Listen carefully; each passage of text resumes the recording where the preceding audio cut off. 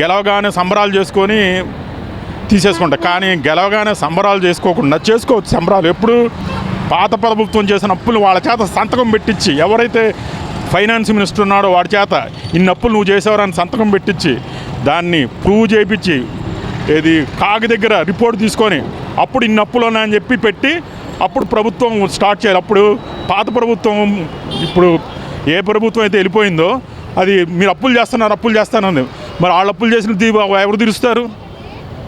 పాత ప్రభుత్వం చేసిన అప్పులు ఉన్నాయా?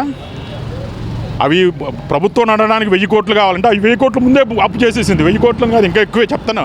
1000 కోట్లు ఉదాహరణ చెప్తున్నా. ఈ ప్రభుత్వం ఒక సంవత్సరం నడవడానికి 1000 కోట్లు కావాలంటే ఆ 1000 కోట్ల ముందే అప్పు చేసేసింది. మరి ఈ ప్రభుత్వం ఎక్కడి నుంచి వస్తుంది అప్పులు?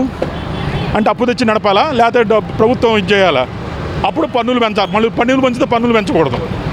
అందుకని చెప్పి ఎప్పుడైనా కానీ కొత్త ప్రభుత్వం మారినప్పుడు పాత ప్రభుత్వం దగ్గర ఏవైతే అప్పులు చేసిందో అప్పులు వాళ్ళ దగ్గర పక్కాగా సంతకం తీసుకోవాలి. అప్పుడు పాత ప్రభుత్వం నోరు ముయించవచ్చు. ఆ పని చేయలేదు వీళ్ళు. పాత ప్రభుత్వం దగ్గర అప్పులు లెక్క పక్కాగా తీసుకొని తీయాలి. అప్పుడే రెండో ప్రభుత్వం నడుస్తుంది.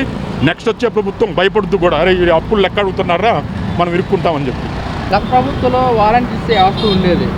వాలంటీర్ వ్యవస్థ వాళ్ళు ఇప్పుడు ఎన్నికల ప్రచారాల్లో కూటమి ప్రభుత్వం మేము కూడా కొనసాగిస్తామని చెప్పారు. తీరా వచ్చిన తర్వాత కొనసాగించట్లేదని వాలంటీర్స్ అంటున్నమాట మీరేమంటారు? వాలంటరీ ప్రభుత్వం అనేది ఇప్పుడు నేను ఒక అగ్గిపుల్ల ఉంది. అగ్గిపుల్లం వంట చేయడానికి ఉపయోగించుకోవడం, ఇల్లు తగలబెట్టడానికి ఉపయోగించవచ్చు. యాటమ్ బాంబు ఉంది, దేనికి ఉపయోగించవచ్చు? పవర్ సప్లైకి ఉపయోగించవచ్చు, పూర వినాశానికి ఉపయోగించవచ్చు. ఆ వాలంటీర్ని సక్రమంగా ఉపయోగించుకోవాలి కానీ వాళ్ళ పని కోసం ఉపయోగించకూడదు. ఏది పార్టీ పని కోసం ఉపయోగించుకోకూడదు, ప్రజల పని కోసం ఉపయోగించాలి. అప్పుడు బాగుపడతారు ఎవరైనా కానీ. అంటే ప్రజలకి సేవలు అందించే పని చేయాలి కానీ ప్రభుత్వానికి ప్రజలకి మధ్య వారధిగా ఉండాలి కానీ పార్టీకి వారధిగా ఉండకూడదు. ఏ పార్టీ తరఫున అయితే వాళ్ళు ఉన్నారో ఆ పార్టీ అంటే ఏ పార్టీ, నేను పలానా పార్టీ అని చెప్పడం లేదు, ఏ పార్టీ అయినా కానీ ఆ పార్టీకి తరఫున ఉండకూడదు. ప్రభుత్వం తరఫున ప్రజల తరఫున ఉండాలి. ప్రజలకి ప్రభుత్వానికి మధ్య వారధిలాగా ఉండాలి. అంటే మాకు పార్టీకి సంబంధం లేకుండా వాళ్ళు పనులు చేశారు, ప్రజలకి పథకాలు అందించారు అంటారు కదా. పార్టీకి సంబంధం లేకుండా పనులు చేశారంటే ప్రభుత్వ పథకాలే అవి. నీ జోబులోంచి ఏమి లేదుగా, పార్టీ ఇవ్వలేదు కదా. ఇప్పుడు నాకు ఉద్యోగం ఇచ్చి పని చేయరా అన్నారు.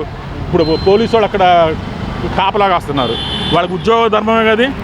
మరి ప్రభుత్వం చేసే పనులు వీళ్ళు చేపిస్తే అది తప్పు. ఇదేమో ముందుకు అవుద్ది, అవునా? అది